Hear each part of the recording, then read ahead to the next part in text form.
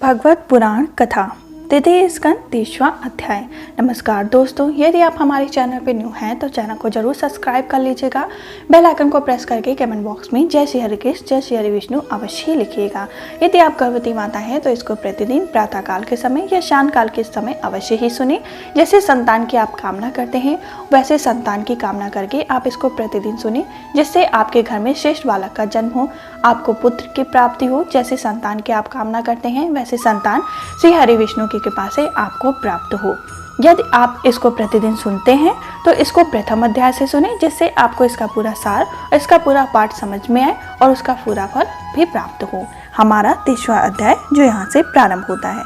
जय श्री हरि कृष्ण। देह गेह में आसक्त पुरुषों की अधोगति का वर्णन।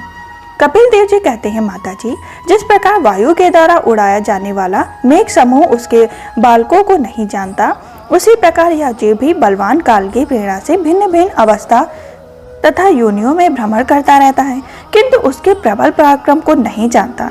जीव सुख की अभिलाषा से जिस जिस वस्तु को बड़े कष्ट से प्राप्त करता है उसी को भगवान काल विनष्ट कर देता है, जिसके लिए उसे बड़ा शोक होता है। इसका कारण यही है कि यह मंदमती जीव अपने इस नाशवान शरीर तथा इसके संबंधियों के घर खेत और धन आदि को मोहवश नित्य मान लेता है। इस संसार में यह जीव जिस जिस योनि में जन्म लेता है उसी में आनंद मानने लगता है और उससे विरक्त नहीं होता। यह भगवान की माया से ऐसा मोहित हो रहा है, कर्मवश नारकी योनियों में जन्म लेने पर भी वहाँ के विष्टा आदि भूखों में ही सुख मानने के कारण उसे भी छोड़ना नहीं चाहता। यह मूर्ख अपने शरीर, स्त्री, पुत्र, गृह, पशु, धन और बंधु बांधवों में अत्यंत ही आसक्त होकर उनके संबंध में नाना प्रकार के मनोरथ करता रहता है। अपने को बड़ा भाग्यशाली समझता है। इनके पालन पोषण की चिंता से इसके संपूर्ण अंग जलते रहते हैं। तथापि दुर्वासनाओं से दूषित हृदय होने के कारण यह मूर्ख निरंतर इन्हीं के लिए तरह तरह के पाप करता रहता है। उल्टा स्त्रियों के द्वारा एकांत में संभोग आदि के समय प्रदर्शित किए हुए कपटपूर्ण प्रेम में तथा बालकों की मीठी मीठी बातों में मन और इंद्रियों के फंस जाने से गृहस्थ पुरुष घर के दुख प्रधान कपटपूर्ण कर्मों में लिप्त हो जाता है। उस समय बहुत सावधानी करने पर यदि उसे किसी दुख का प्रतिकार करने में सफलता मिल जाती है तो उसे ही वह सुख सा मान लेता है। जहाँ तहाँ भयंकर हिंसा वृत्ति के द्वारा धन संचय कर या ऐसे लोगों का पोषण करता है जिनके पोषण से नरक में जाता है। स्वयं तो उनके खाने पीने से ही बचे हुए अन्यों को ही खाकर रहता है। बार बार प्रयत्न करने पर भी जब इसकी कोई जीविका नहीं चलती तो यह लोभवश अधीर हो जाने से दूसरे के धन की इच्छा करने लगता। जब मंद भाग्य के कारण इसका कोई प्रयत्न नहीं चलता और यह मंद बुद्धि धनहीन होकर कुटुंब के भरण पोषण में असमर्थ हो जाता है, तब अत्यंत दीन और चित्ता आतुर होकर लंबी लंबी सांसें छोड़ने लगता है। इसे अपने पालन पोषण में असमर्थ देखकर वे स्त्री, पुत्र आदि इसका पहले के समान आदर नहीं करते। जैसे कृपण किसान बूढ़े बैल की उपेक्षा कर देते हैं, फिर भी इसे वैराग्य नहीं होता जिन्हें उसने स्वयं पाला था, वे ही अब इसका पालन करते हैं। वृद्धावस्था के कारण इसका रोग बिगड़ जाता है, शरीर रोगी हो जाता है, अग्नि मंद पड़ जाती है और भोजन और पोशाक दोनों ही कम हो जाते हैं। वह मरण मुख होकर घर में पड़ा रहता है और कुत्ते के भांति स्त्री, पुत्र आदि का अपमान पूर्वक दिए हुए टुकड़े खाकर जीवन निर्वाह करता है। मृत्यु का समय निकट आने पर वायु के उत्क्रमण से इसकी पुतलियां चढ़ जाती हैं। श्वास प्रश्वास की नलिकाएं कब से रुक जाती हैं। खांसने और सांस लेने में भी इसे बड़ा कष्ट होता है तथा कफ बढ़ जाने के कारण कंठ में गुड़गुड़ाहट होने लगती है। यह अपने शोक आतुर बंधु बांधवों से घिरा हुआ पड़ा रहता है और मृत्यु पाश के पास वशीभूत हो जाने से उनके बुलाने पर भी नहीं बोल सकता। इस प्रकार जो मूर्ख पुरुष इंद्रियों को न जीतकर निरंतर कुटुंब पोषण में ही लगा रहता है, वह रोते हुए सज्जनों के बीच अत्यंत ही वेदना से अचेत होकर मृत्यु को प्राप्त होता है। इस अवसर पर उसे लेने के लिए अति भयंकर और रोष युक्त नेत्र वाले जो 2 यमदूत आते हैं, उन्हें देखकर भय के कारण मलमूत्र त्याग देता है। वे यमदूत उसे यातना में डाल देते हैं और जिस प्रकार सिपाही किसी अपराधी ले जाते हैं उसी प्रकार उसके गले में रस्सी बांधकर बालकार से यमलोक लंबी यात्रा में उसे ले जाते हैं। उनकी घुड़ियों से उसका हृदय फटने और शरीर कांपने लगता है। मार्ग में उसे कुत्ते नोचते हैं। उस समय अपने पापों को याद करके वह व्याकुल हो उठता है।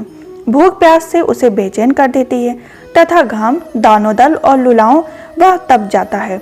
ऐसी अवस्थाएं जल और विश्राम स्थानों में रहित उस तत्वालमय मार्ग में जब उसे एक पंख आगे बढ़ने भी शक्ति नहीं रहती, यमदूत उसकी पीठ पर कोड़े बरसाते हैं, तब बड़े कष्ट से उसे चलना ही पड़ता है।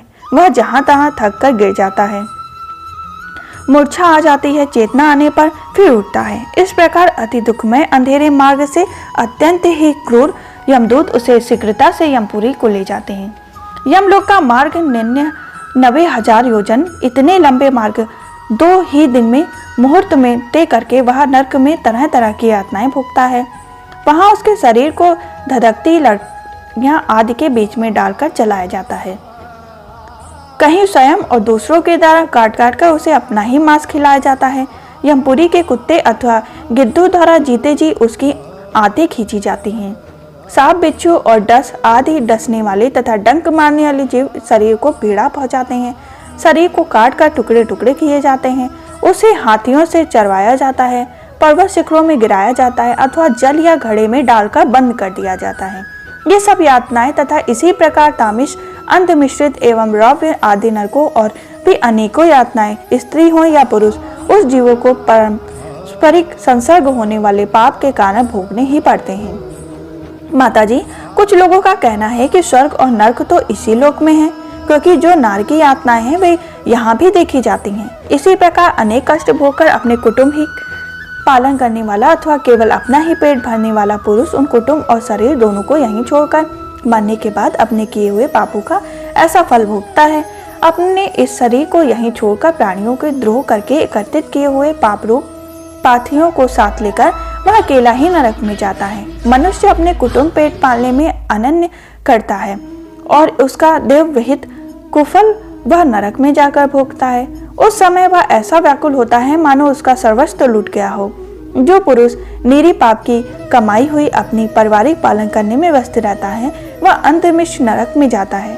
जो नरक में चर्म सीमा का कष्टप्रद स्थान मनुष्य जन्म मिलने के पूर्व जितनी भी यातनाएं तथा शूकर, कुकर आदि योनि जितने कष्ट हैं उन सबको क्रम से भोगकर शुद्ध हो जाने पर फिर मनुष्य योनि में जन्म लेता है। इस प्रकार हमारा 30वां अध्याय संपन्न हुआ, जिसमें मनुष्य के कर्म के अनुसार उसको फल कैसे प्राप्त होते हैं उसका वर्णन किया गया। यदि आप हमारे चैनल पर न्यू हैं तो चैनल को जरूर सब्सक्राइब करें। हम फिर मिलेंगे 31वें अध्याय के संग। तब तक के लिए जय श्री हरि कृष्ण, जय श्री हरि विष्णु लिखना ना भूलें और हमारे अगले भाग का भी इंतजार करें। जय श्री हरि कृष्ण, जय श्री हरि विष्णु।